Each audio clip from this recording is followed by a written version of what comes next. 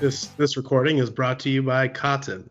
Absolutely, absolutely. And I wanna throw out a quick diss Oh, to open it up. Yeah. let's do it. Let's see. Pocket sand thrower Oh no. on Twitter. Oh no. On Twitter. Here we go. Listen, man. Listen, you don't know what you're messing with. All right. I've got it's just like in Braveheart, dude. I got the whole Cotton Army assembled, and we have a couple of sand people, just like they had some Irishmen, and we're gonna take you out, dude. That's as simple as it is. We're gonna take you out. It's not gonna be pretty, but things worth doing aren't always easy, and that's what I got to say about that. And well, I'm gonna be dropping some Cotton facts throughout the podcast. Is that all right? Oh, that's great, man. I love it. Did you know that cotton dates back to over 2,000 years ago? Yeah. Well, I did, but that's very interesting. I'm not sure that I'm not as many people out there are as woke as me and Sean. I'm a big Cotton fan. Yeah, dates back to 500 BC in Peru. So, Peru, ancient seed. How old is pocket sand? King of the Hill. I'm gonna wager not that long ago. how old are pockets? That's the real question. Yeah. Yeah. Love it. Loincloth sand. Loincloth. No, we're not gonna touch that one. Yeah. Love it. So welcome to the Dissecting Liberty podcast. Yeah. Oh yeah. Liberty Boys. Liberty Boys. Hot boys for liberty, unlike pocket sand. Yeah. Oh yeah. Yeah, sweet. Yeah, thank you for having me on. Yeah, we got Sean versus the world. Oh yeah. Yeah, I fight everyone at all times, so even if I like and love you, I'm still, kind of against you at the same time. So. Well, that's good. It's good to be skeptical. Yeah. Don't trust anyone is my philosophy, right? Yeah. Sean, I think that one of the first times that I really saw something that you tweeted was when you were talking about blocking Thots on Twitter. Oh yeah, that was a fun week. I can't remember whether that pushed me to follow your account or whether I'd already followed it, but I was like, yeah, this guy's solid. Yeah, it's it kind of started as a joke. It was kind of half me just kind of being kind of fed up with being disappointed in people I used to respect, just who I think of as intelligent, smart, liberty-minded people. And it just seems in the last few months the gross meter has turned up. Yeah. The thirsty meter, the thirst is real these days. And I don't know if I'm aware of it for the first time or if the dial actually has been turned up, but I kind of started as half a joke, but also half of I just don't want these hoes on my timeline, and I also don't want to be disappointed in seeing all my my Liberty boys being weak and cowardly and gross. Oh yeah. I was actually going through and blocking them all, but I was also just kind of making jokes along the way about it. Well, I did some ironic thirst posting recently, and I don't think you saw it, but I quote I unquote, air quote, ironic, air quote. No, absolutely, man. I agree with you. It was research. Yeah, it was for science. But I 100% agree with you. But I tweeted the other day, I said Ben Shapiro's sister could domesticate me. Oh yeah. And that leads me into my first question. Did you block Cassie Dillon? No, because I wanted to keep trolling her. Mm-hmm. I assume you're aware of my running beef with her. Well, I do. I don't know if Liberty Zero does. No, I haven't seen this.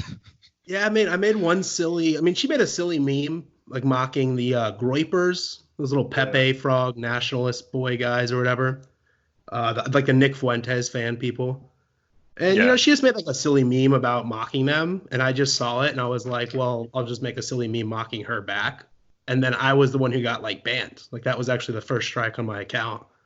Yeah. And so it Oh. was I barely even knew who she was, to be honest, but it just made me so like, are you really like that petty where like you're gonna ban people, go out and silence people for doing exactly what you're doing? Yeah. So then it just kind of started like a couple week long meme war of a party of one. And this was a beef that only I was cooking, you know what I mean? I don't know if she's really aware of who I was, but yeah, it was a funny couple weeks there of mocking Cassie Dillon relentlessly. Yeah. we don't know about one-sided meme wars at all. So Yeah. Absolutely not. Let me tell you, the beef was cooking, but only one side. It's like it was like one side raw, the steak was half raw. time to the other flip that side over. he just refused to flip it over. Definitely a one-sided beef, but yeah, it was funny for sure.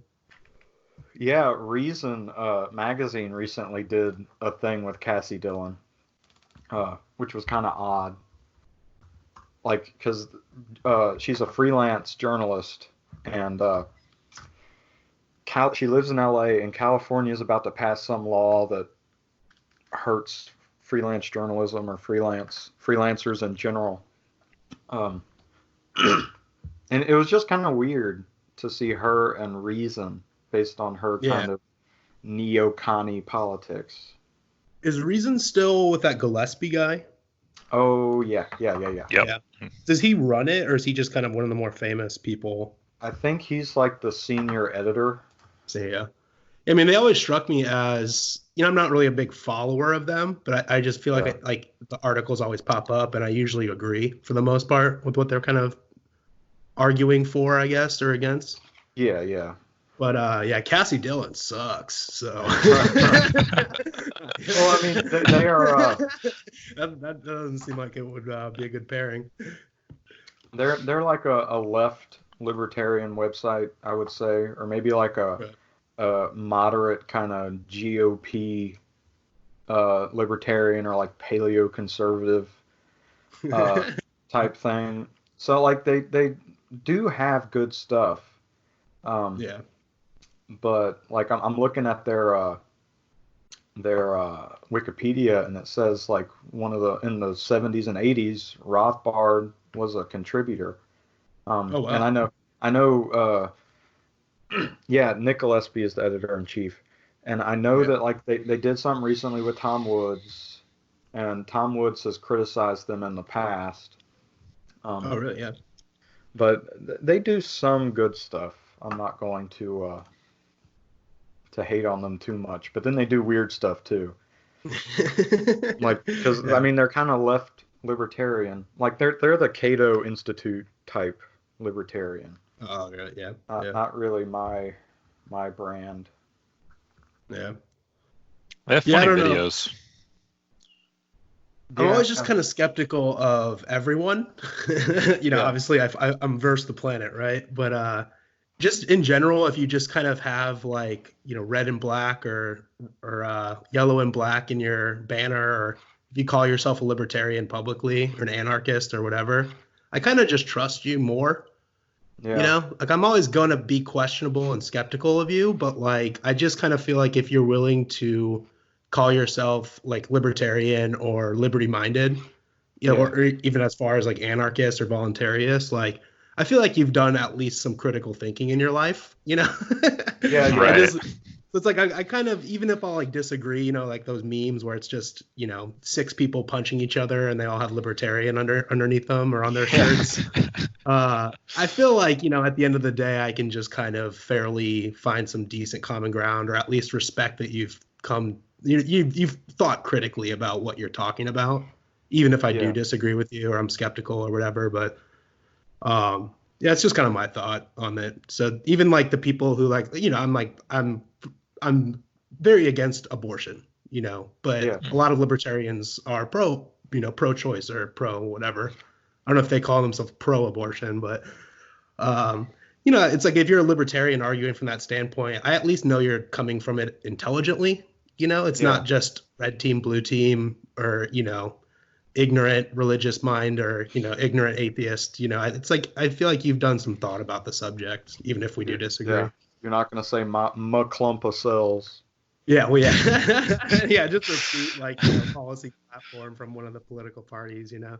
Yeah. The other day you did like a serious tweet about the thirstiness of people on Liberty Twitter, and I commented something about the Mises Institute, because I can't tell you, I've met quite a few people from the Mises Institute, and then I know people really close to me that I really value their opinion, that have met like Tom Woods and Bob Murphy and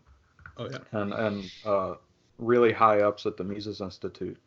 A couple of them actually were really close to Ron Paul and his campaign and all that stuff. And I can't tell you, and I've personally met Jeff Deist, the head of the Mises Institute, and they are just the best people. They're so stand up, and I guess, for lack of a better word, moral. Yeah. They're just the best group of people. I mean, you walk into the room and it's like, man, it's kind of like walking into the Andy Griffith show. All these people, it's weird. I don't know. I think Tom Woods has a little bit of a wild side to him. You don't think? Oh, absolutely. You know, you don't think like Ron Paul, you know, goes to strip clubs every once in a while or anything? No, just me. I doubt it. I honestly cannot imagine Ron Paul doing that.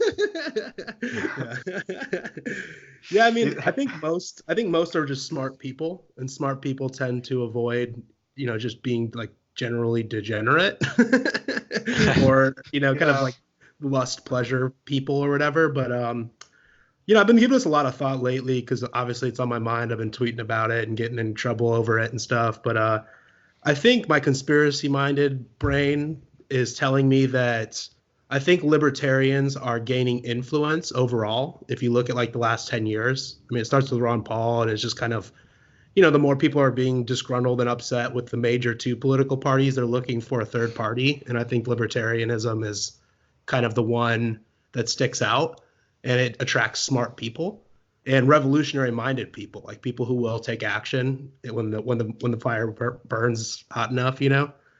And I think the smart play from the government would be to almost like double down on promoting like drugs and sex, because those things tend to make people like a little more docile and a little more like easily manipulated.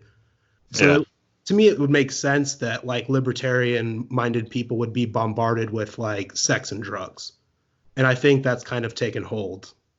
Not everyone, obviously not like thought leaders, but I just think like, you know, just people like our friends who are just kind of dudes hanging out online, you know. It's like, I think they really have blasted us with propaganda that is drugs and sex, you know. Yeah, I think that you have a point there, just because I know that a lot of libertarians, when you exist in a world where no one really wants to listen to what you have to say, you kind of get this attitude of like, oh, well, nothing really matters. Well, yeah. You know, and you just kind of get a careless attitude about everything, you know. And I've just seen that happen. And so, yeah, I see where you're coming from. Yeah, and it's a culture-wide thing, too. Like today I was talking to somebody on Twitter about the APA, the American Psychological Association, and they control everything in psychology. Psychology is still a bit decentralized, which is good, but, you know, they put out the DSM, which is, you know, how you diagnose various disorders. But the APA is largely just a political organization. Like recently, and that might be like in the past 3 years, they did a thing talking about like how to treat toxic masculinity. And it was a whole thing, and they were completely serious. And I remember at the time, like the biggest critic of it was Jordan Peterson, and he brought a lot of attention to it, and that was good. Yeah. But they push that stuff like at Dogma Respecter on Twitter has a theory. I don't know if this might be a joke, but I think it's true. He has a theory that they, whoever that is gonna start pushing like polyamory down people's throats. That's gonna be like the next thing to like break up traditional values, whether it be the household or whatever. And well, it's like I completely agree.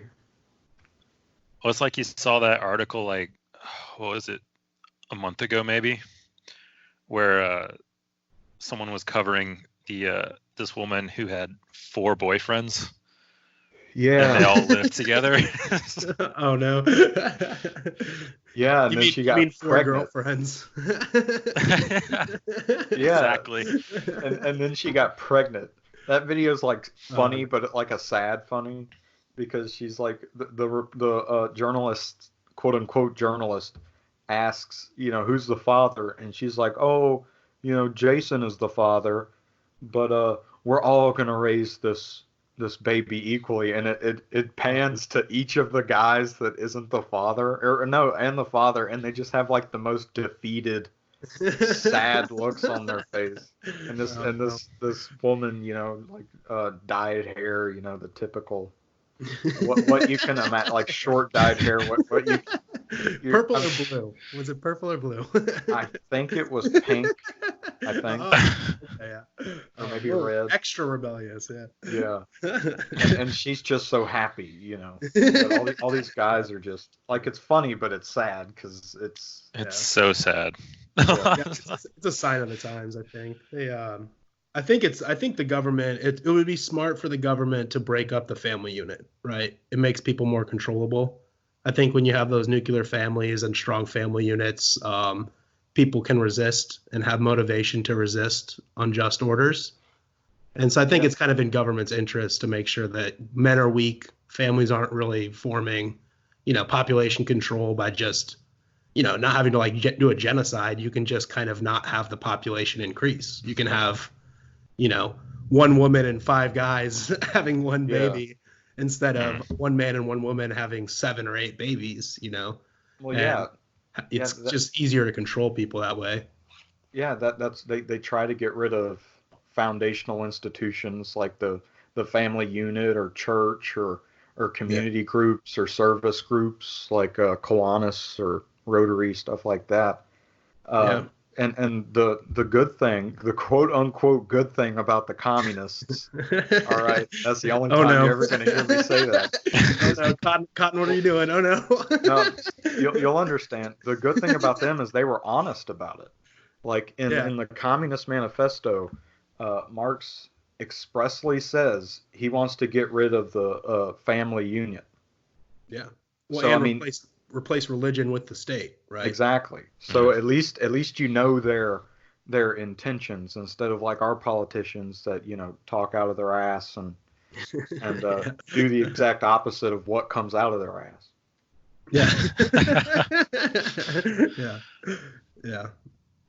Yeah, definitely. I mean, I think this is just my opinion. I don't really have a lot of research to back it up, but I just see weak men. I'm looking around society. I'm looking at peers. I'm looking at even boomers. The whole boomer meme, I think, is just, I feel like we've been bombarded with propaganda to just make men weak and, unwilling to fight back or stand up for what's right and put their feet down and stand strong for what they believe in. And I think that's organized and planned. I think that's, just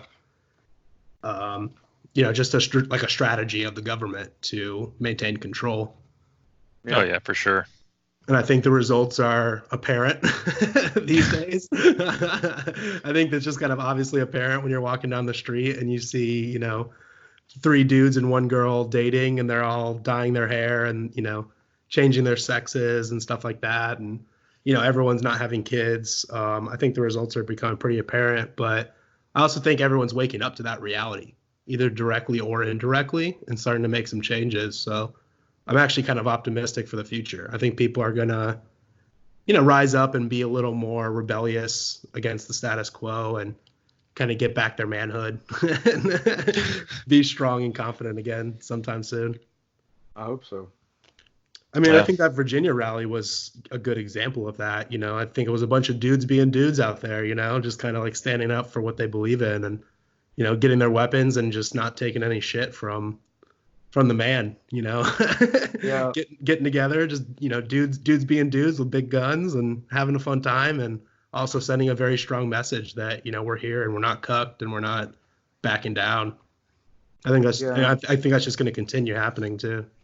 Well, we're going to see more about that because they passed the bill that the Virginia protesters were protesting against. So, and they've already, or a new rally is going around.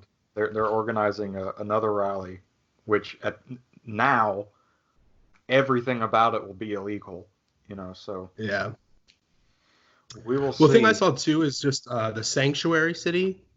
Yeah. One of those things where the liberals thought they were so smart a few years ago by making these sanctuary laws, and then now it's being used against them. It's like, of course. But I feel like that's real. I mean, how many of those sheriffs and police officers, are they just saying it, or are they really not going to be enforcing the laws? Like what are the sheriffs in these small counties in rural Virginia going to do? Obey the Constitution or some state law that everyone disagrees with? I think they might be standing up and putting their foot down. I also saw a thing about West Virginia apparently was kind of advocating for counties in Virginia to secede from the state and join West Virginia. Yeah, that's a really interesting thing. There's some counties that during the Civil War didn't officially decide to secede or not. So to join the Union, because it was So that is still an open option for them to join West Virginia. Yeah. So, and if you start losing tax money, like if the state of Virginia starts losing all those like tax money and, just like control over their population and their laws, that could really cause some problems, I think no matter what, though, the laws will be reversed in the next election cycle when every single Republican in that state gets out to vote and drags their cousins and their moms with them, I think the Democrats might have shot themselves in the foot. No pun intended.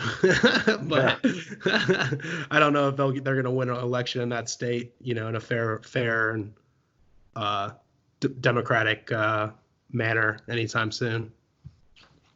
It looks like Liberty Zero got dropped from the call. Oh, no. I'm calling him now. Let's see. It says he's unavailable. Yeah, but I think we're going to, I don't know. It's a scary thing. It got really scary now. Because if they try to do that rally again, it could turn into like a Hong Kong situation. Yeah. But with guns. Yeah. Not umbrellas and batons, I don't know. I just think they're smarter than that.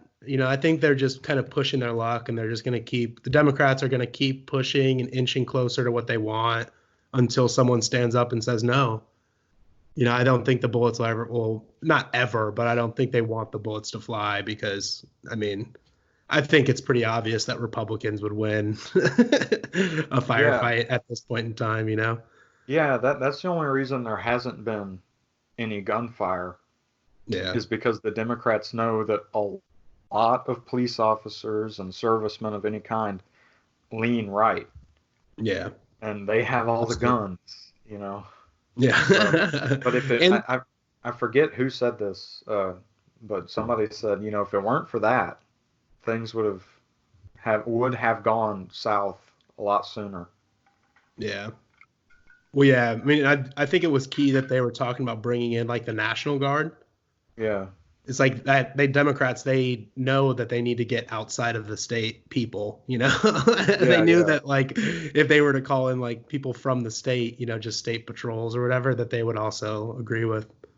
even if they were liberal, they would still take the side of their neighbor who was a Republican in that fight. Yeah, that's why the National Guard is probably a bad idea. Yeah. Well, because I mean, you got like it was interesting. I'm in Louisiana, and during Katrina they called in the National Guard, and even then, like the National Guard was trying to help, but the people in New Orleans did not like them at all because you got all these people that are staying in the Superdome because their house is underwater, and then you got these National Guardsmen, people in their state that have cots and ready availability to food. And so even in a situation where they're trying to help, the National Guard can be looked at in a very negative manner. But then can you imagine like, Bob has to go arrest his cousin because he has an AR? I don't see that happening. Yeah, same, man. And just the general idea. I mean, I know right after Trump won, I feel like the rhetoric got, cranked up to 11 for a year or two there. But there was a lot of talk about I think liberals advocating for civil war or kind of predicting a civil war. And I feel like all the Republicans just laughed at it because it's like, we know who would win that. Yeah. Not only just the amount of guns, in the hands of people who are like, quote unquote, Republican or conservative minded people. Who would be on whatever team red, whatever team you want to call it. Yeah. It's not even just the amount of guns. It's also just like intelligence of like knowing how to fight, being strategic, having supplies, like being the farmers, the people who are growing food and no distribution routes like truckers and stuff like that. I mean, if a real war were to break out, the Republicans would win in overwhelming fashion. But the problem would be like a UN coming in or like the National Guard or the National Army coming in where they wouldn't really sympathize with the local population. But I don't know. I just think it'd be really hard to grab the guns and start a war with the Republicans in 2020. Maybe in 2050 things will be different. But I just think when you look at like an armed fight, like a civil war conflict, that it seems like the Democrats want and Republicans don't.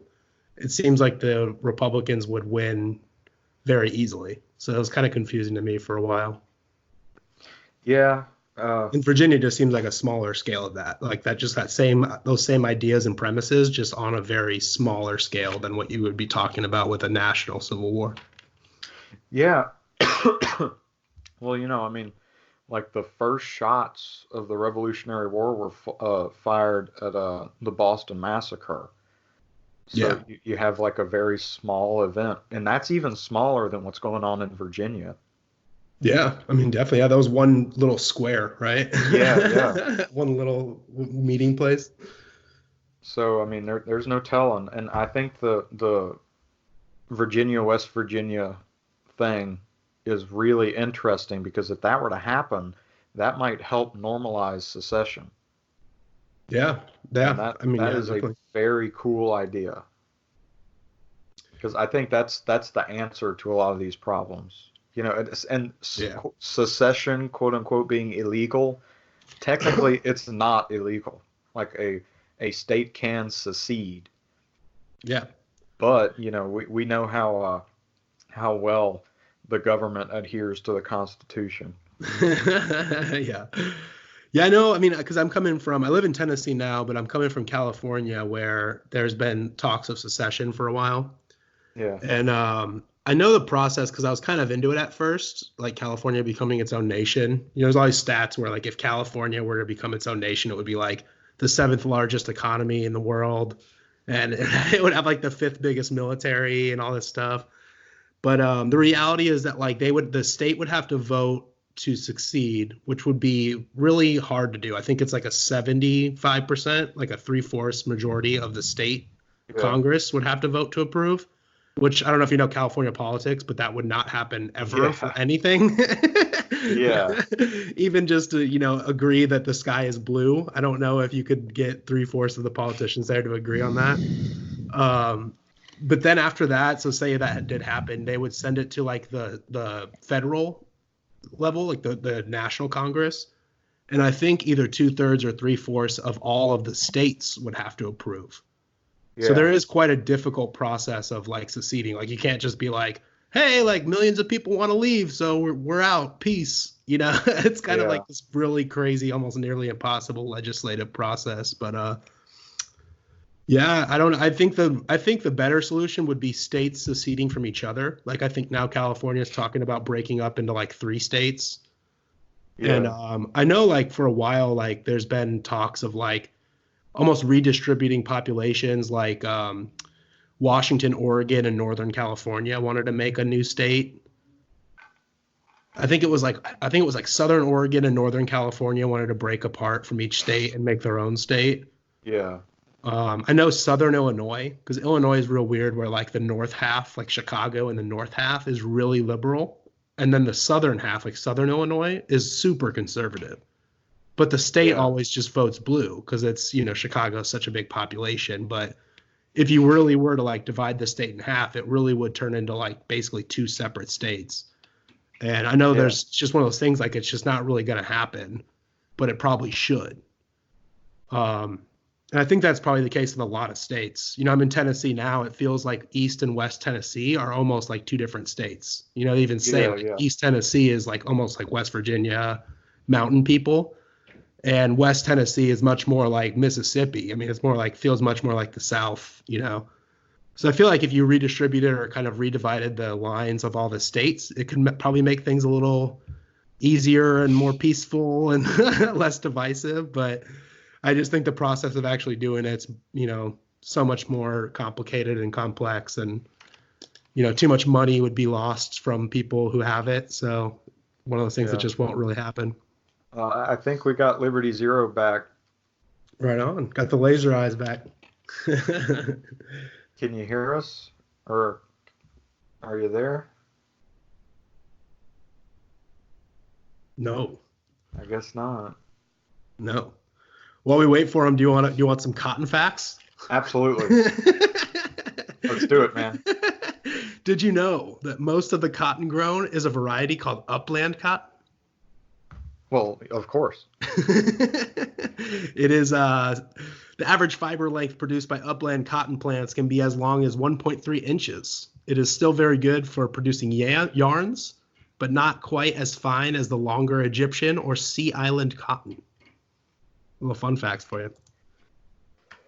Well, I mean, you know, it's like the Trinity. You know what I mean?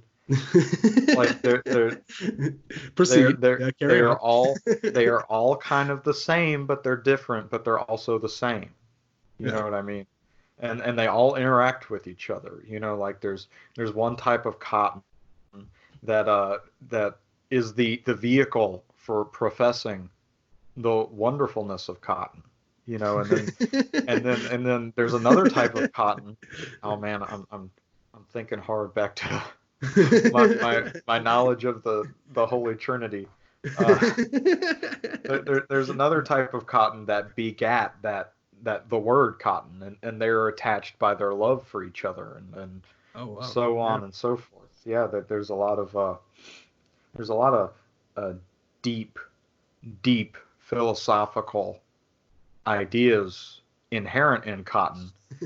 So, I mean, it's, you know, I hope that I can profess the truth of cotton, even though it means that I have devoted my life to the fabric. But you know, that's my sacrifice to try to help people. You know. Yeah, the Cotton Messiah has spoken. Yeah, that's right.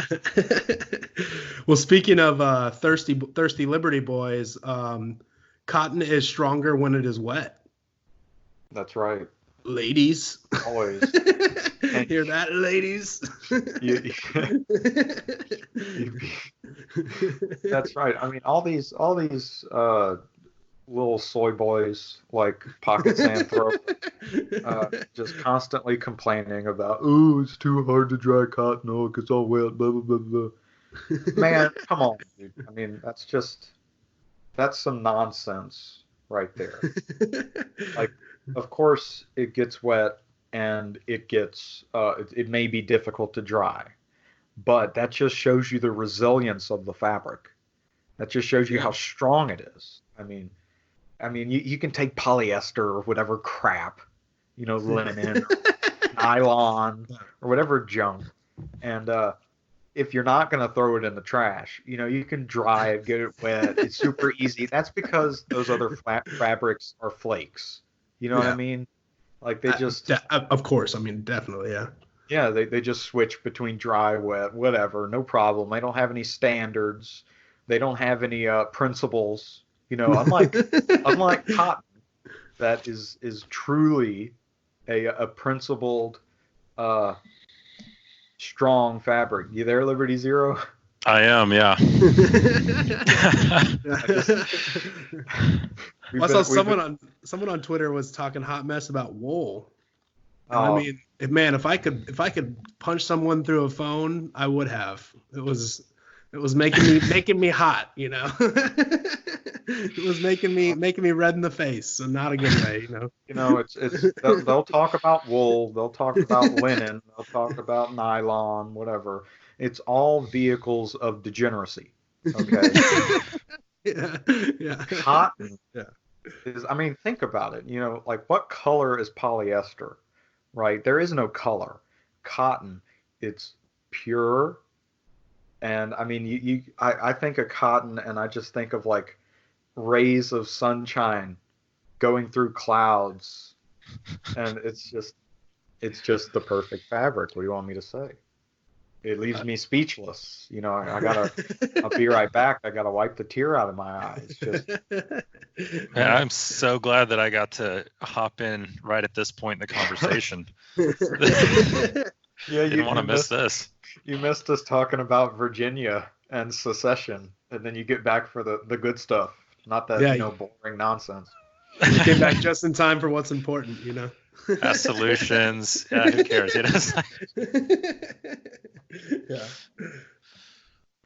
Yeah, but you said like the states kind of rearranging, like fixing a lot of problems.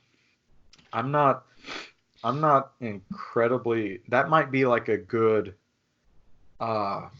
method to hold off something that might happen, like the country balkanizing or just breaking up. The big igloo. Yeah. But why are we trying to hold off the big igloo again? What? Trying to calm down the boogie boys. The boogie boys. I don't think that's going to happen. They're too hopped up on amphetamines and Kraft mac and cheese and I don't know, maybe asbestos in Hawaiian dad shirts. That's right. Hopefully made out of cotton. Well, I certainly hope so. I want to be their ally, but some things are just crossing the line. Has anybody made like Hawaiian Crocs? Ooh. If not, we should. We could market that. Yeah. That would sell. It would sell. Like the official Boogaloo footgear. Okay. Let's see. I'm trying to see if anybody's done this. I do know that y'all saw the Hawaiian helmet, right? I might have. No, I've just kind of seen a lot of the anything that's like camo, like any gear that's camo, just being replaced with like those Hawaiian flowers and like the neon colors and stuff. Yeah, well, that's what this is. They just put a floral pattern on on a helmet, and then Palmetto State Armory has an AK with the. Oh, they're nice. Literally selling an AK with that floral pattern. It's awesome. That's sick. Yeah, I always wanted. My friend in California had a very not legal firearm, Those are the best. Well, it was California, so it was like a BB gun or something. Yeah, it was just a shotgun, but he like kind of jerry-rigged it and didn't register it, and but he like painted it to look like a Nerf gun. Yeah. But it was a very real, it was like a pump action shotgun. Nice. But I've always wanted that. Like I always was like just like kind of infatuated with like just painting my weapons, but I haven't. I have not been smart enough to do that. But I could see getting like a little Hawaiian floral pattern, a little like turquoise blue and neon orange with some flowers on it. Oh yeah. Well, I'm sure somebody it's really not. Go ahead. It's really not that hard to paint unless maybe you're wanting to do like a Duracoat or Cerakote. But I mean, I've taken a 22 rifle of mine and just spray painted it. And dude, it looks. I like it. Just like graffiti wall paint, you just like take it. Heck yeah, Not a care in the world. Just start painting. Yeah, I might have to. I'm looking at getting new firearms here. I don't know what yet, but I'm thinking AK. Oh well, you can't go wrong with an AK. Oh well. I'm in Tennessee now, so the laws are a little more free Nice. in that regard, at least for now. I think Tennessee, though, is one of those states. I think Texas is kind of dealing with it where a lot of liberals are moving here. Mm. And so it's going to be like you're going to see the laws kind of changing pretty quickly, being more on the anti-freedom side. Yeah. I think Texas is going to be the big one. That seems to be it almost seems to be like a objective of the Democratic Party, because if you can flip that electoral college vote, you can almost guarantee your elections. Don't say that. That's where I live, man. I know. Well, yeah, that's why I was bringing it up, because it's like I think you have firsthand experience and knowledge of it, right? Yeah, I'm not saying I want it to happen. Obviously, I'm just saying that's kind of what it seems to be happening. And it seems like it's almost like strategically being implemented. Oh, yeah, for sure. No, Texas is definitely going to go blue in the next 10 years, I would say. Yeah. If not sooner. F in the chat. F in the chat for Texas. Yeah. I mean, Tennessee, too. I feel like I'm in Nashville, and everyone seems to be complaining about, the people I'm with are pretty, my friends and the church I'm at and my job, everyone is very Christian and conservative, and obviously votes red, team red. But they seem to be kind of, grumbling and not really like complaining adamantly, but just kind of grumbling about how many liberals are moving to Nashville, and really turning things blue really quickly. And I think the same's happening in Knoxville and Memphis, like the bigger cities. Everyone's moving to Tennessee because of the tax laws.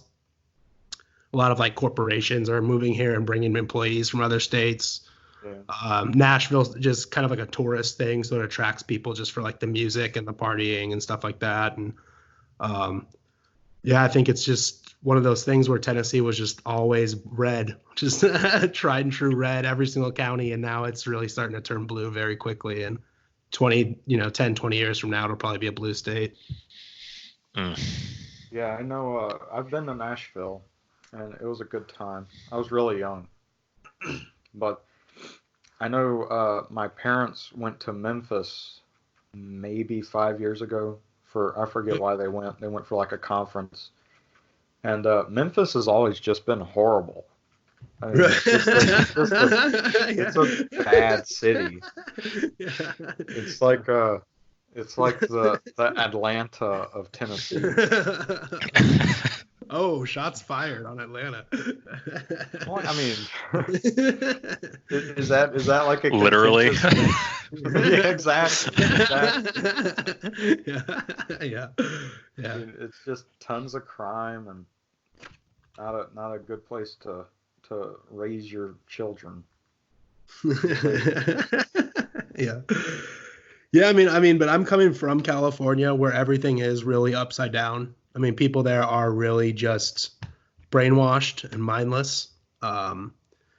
just crazy in so many ways. And it seems like people here, even the quote unquote lefties, the quote unquote people who are voting blue, seem to even just be a little more reasonable and rational. So even though I think the state's going to start turning blue, I think it's going to be a little more of a moderate shift. But I don't know about Texas. Texas is the difference between Tennessee is it's a lot of Americans moving there. Yeah. And a lot of like religious Democrats moving here. But I think Texas is, unique because it's people coming from other countries crossing the border there and drastically changing the laws. Like the politicians are drastically changing their policy positions. And so I think Texas is dealing with it in a much more dramatic way than other red states, like the more landlocked red states. Yeah. No, I think you're right about that. Well, I know here in Louisiana, we don't have to worry about that at all because nobody's moving. No one wants to move there. Everyone is leaving. Wait. What's Louisiana? What is it? Yeah, like what you keep talking about this place, but what is it?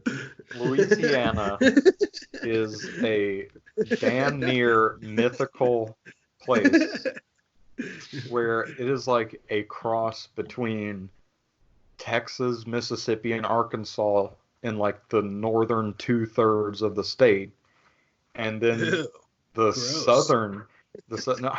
Hey, that's where I grew up. It was great. Yuck. Ew. It was great. It just takes the worst part from each state. Yeah. No. All right. Well, I'm not having any fun anymore. So, but then the southern third of the state is the mythical part. Yeah. I mean, Like another country, right? New Orleans can't be real. It just can't. Yeah. I've been there. I'm going there soon. It's just it's insane. Well, what is the reason I can give Louisiana a hard time right now is because you guys are currently national champions. So I mean, I feel like we have the right to, like when Alabama wins the national title, it's like you get a year to just kind of trash on Alabama. You get a trash on the state card. I've trashed them nonetheless. That's a bad example because Alabama constantly deserves trashing. But when Clemson wins, it's like, all right, we get to make fun of South Carolina for a year. So this is just your year where you guys won. Congratulations, but now everyone hates you until the next state wins. Just gonna light my Joe Burrow candle. So does that mean that we get to like trash the entire region of New England whenever the Patriots win the Super Bowl? Yes, it does. Yeah. Yeah, because there's no other reason to trash that corner of the state or the country. Yeah, and now we get to, according to Trump, we get to trash the entire state of Kansas now that Kansas City won the Super Bowl. Oh yeah. That tweet. Big brain hours. The great state of Kansas now gets to be made fun of. Big brain hours, man. Good night. Love it.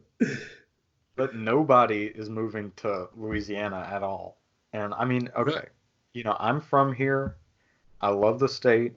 It's home, but it sucks. Louisiana really sucks. And I mean, the politics are bad. The education is horrible. The economy is horrible. We're usually battling it out with Mississippi for who has the most teen pregnancies and the worst education system. I think right now Louisiana is number 1 in worst education. So represent. Holla holla, number 1, baby. National champions in more ways than one. That's right. Yeah. Oh yeah. Take pride in both of those. Yeah. To be fair, though, if we're talking about government school education, shouldn't you actually be taking pride in that? Doesn't that mean you're a little more rebellious than the rest of the states? So in my high school, like you guys aren't really letting the propaganda fill your brains as much as the other states are. That's kind of how I see that. And nothing else. That's the problem. you guys aren't being indoctrinated as well as the other 49 states are. So in my high school, we had a daycare for all the teen mothers in the school. Oh, no. Oh no. Also, there was a murder in the school, Oh gosh. and the murderer was a guy I played football with. Oh no. So like, Yeah. I didn't really know him. Nobody really liked him, but I mean, like, I'm the guy that sprained his ankle, during the game. I sleep with one eye open. And then there was another murder. It wasn't in the school, but it was between two high school students from my school. So Louisiana. Sheesh. You gotta get out, Cotton. What are you doing?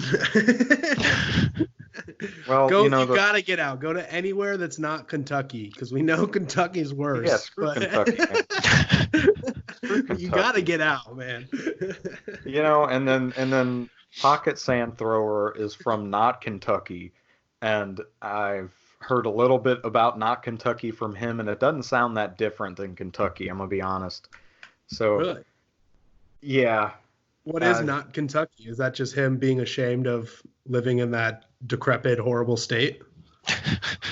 No, he's not from Kentucky. He's from not Kentucky. So it's just a I don't know, some junk nonsense polyester crap. I don't know. It's just as mythical as Southern Louisiana. Yeah, yeah, some Yankee bullshit, I'm sure. Except there's no good food, and there's decent moonshine. Yeah, I'll probably say that about not Kentucky. There's probably yeah. some decent moonshine, but it probably has that crap Yankee food that they have in Kentucky. That's the thing about Louisiana. You're not going to find any better food in the country. Yeah, it's incredible. The food here is insane. So what's better, like snake, like eating snake, or eating alligator? Alligator. Yeah. I thought that was a trick to get me to admit that I have actually had both of those things. Have you not? I thought that was I thought that was required eating in the state. No, I've had a lot. I've had a lot more alligator than I've had snake. I've only eaten snake once. A lot more alligator. Yeah, man. Yeah. Listen, good. Fried alligator is good. What about jerky? Have you had the gator jerky? No, I've never had gator jerky. I haven't had it, but someone was telling me it's actually pretty good. I bet. I'm pretty sure I've had gator jerky, but it was like one of those like convenience store like little sticks, like a Slim Jim, and it contains like 2% alligator. Zero. That was not gator. You don't want to know what that was. The problem was he got that from Taco Bell, so there was a little bit of horse in there too. It's 98% soy. Congratulations. Yeah. 2% indigestion. Yeah. I mean, I'm not gonna knock fried alligator. That is some good stuff. And I mean, I'm actually like, I want to try that now. No, it's good. Listen, go to Mama's Bar and Grill in Natchitoches, Louisiana. They got some good fried alligator. Okay. Yep. Natchitoches. Natchitoches. All right. Natchitoches. Don't try to spell. Sounds like that name. That name sounds like it could be in Louisiana or Afghanistan. Like that city name could be in the Middle East or in the Deep South. One or the other. Well, the way Cotton describes it, what's the difference? Yeah. Hey man, listen. Northern Louisiana is very similar to East Texas. It's very similar. Like there aren't very many swamps, a lot of pine. I mean, it looks. East Texas and Northern Louisiana are almost indistinguishable. East Texas is the only part of Texas I have not been to, so. Good. I need to. Did you say you're from Austin? No, I live near Austin. Near Austin, okay. Yeah. What would you? Is Austin just central Texas? Is that what you would say, or would you say like west? Yeah. No, it's definitely central. Central. West Texas, there's no real big cities, right? I mean, you have what's it called? Amarillo. Yeah, Amarillo and Like El Paso, kind of, but that's more south, right? yeah, that's more south. That's like along the border. I'm trying to Lubbock. Oh, okay, yeah. Yeah, The college town, right? right. Yeah. What I've about never- I was gonna ask, have you ever been to San Antonio? Oh yeah, yeah.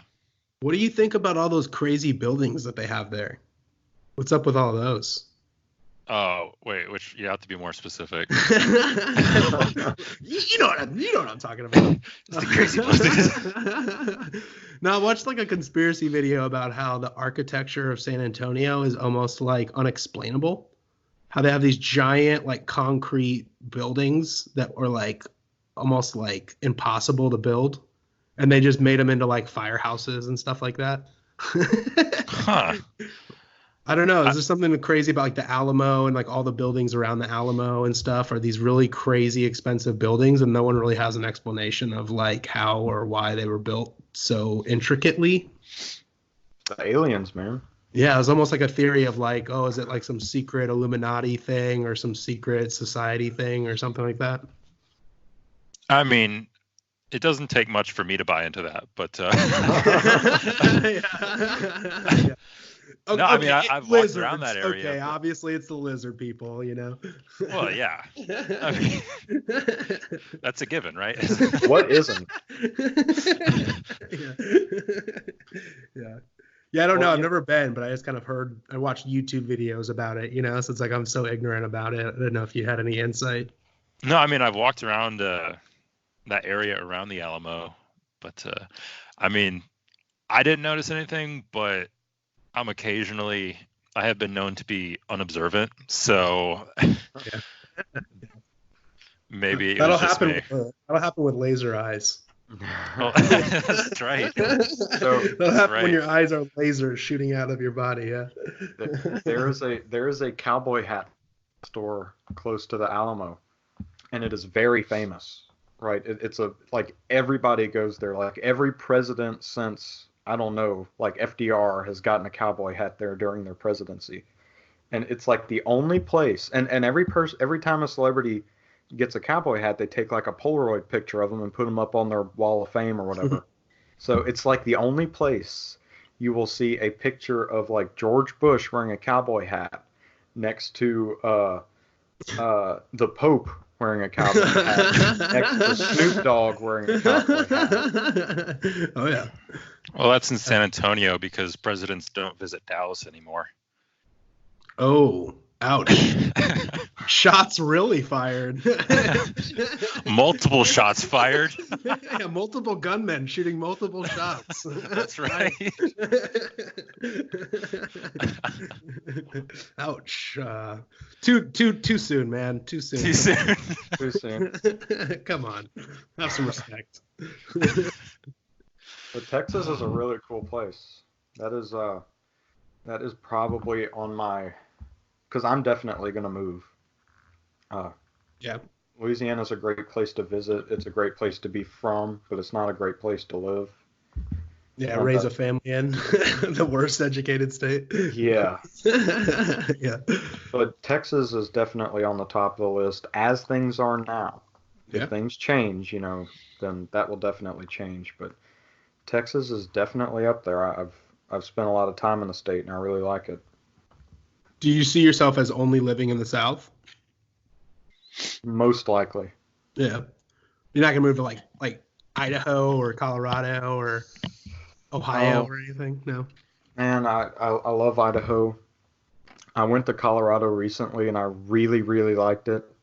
But it's just kind of odd. The people I find them just strange. Like when I'm in the South, I'm like, oh yeah, I know how these people tick. Yeah. But the people in Colorado were incredibly nice. Yeah.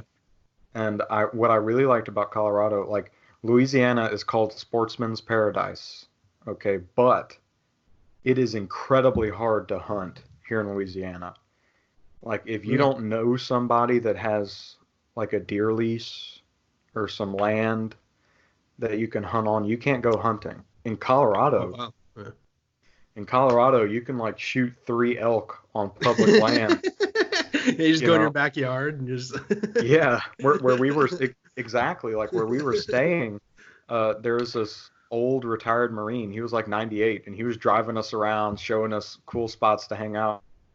And he drove us up this mountain to show us this like this big field with a lot of wild flowers in it. It was very cool. And he was like, "Yeah, this one time, like we were passing like a little opening in the woods, and it was down a slope. He was like, "Oh yeah, this one time I was driving up here, and it was middle of winter, and I saw a huge elk down at the bottom of that hill. So I got my car rifle out." And I just shot the elk. I drug it up the hill. He must have been like 67 at this point. And he's like, so I drug it up the hill, and I stuffed this giant elk in the SUV. Hey, when men used to be dudes, you know what I mean? Exactly. When dudes used to be bros. Yeah. I love how Cotton is circling back from when he was talking about earlier, communism. Well, I'll give them one thing, and now he's advocating public land. Well, hey, I mean, you can't hunt on public land here in Louisiana. I mean, and then the deer leases are incredibly expensive. And I haven't investigated it, but I can guess who's to blame for that. Yeah. But I mean, but then the thing also is in Colorado, like you have to get like a $5 license with no training, and you can go hunting. Here in Louisiana, like to go hunting, I had to do a whole course for like big game for a big game license. Like for to shoot squirrels or something, you paid $50 at Academy, which is still crazy. Like that's not as much as the most expensive license in Colorado is, to my knowledge. Right. But Louisiana is not. Oh God. I mean, it's great. It's wonderful. Get some crawfish. Yeah. Well, I know in Tennessee they keep mentioning not to have relations with your lady friend in February, because 9 months from now is deer hunting season. So they keep the joke was oh, take your girl out on Valentine's Day, but make sure you don't go too far because deer hunting season is 9 months away. Well, in a lot of small towns here in Louisiana, where I'm from, in northern Louisiana, the schools close the first day of like deer season or squirrel hunting season or anything. They close because nobody's going to show up. Like all the girls are going to show up, and none of the guys are going to show up. They're all out hunting. Yeah, half the girls also are. Yeah. Well, we've been recording for an hour. I suppose it's time to wrap it up. Yeah, sweet. Why don't you tell everybody where they can find you, Sean?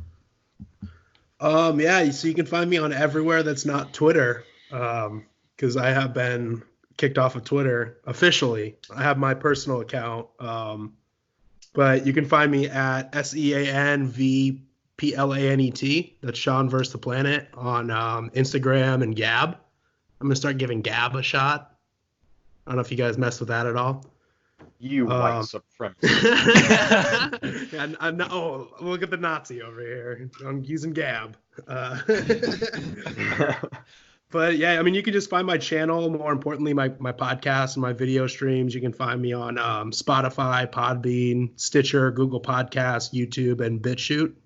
Kind of the best ways to find my actual content and stuff. But if you want to get memed or made fun of or have me on your side in a meme war, hit me up on Instagram and Gab.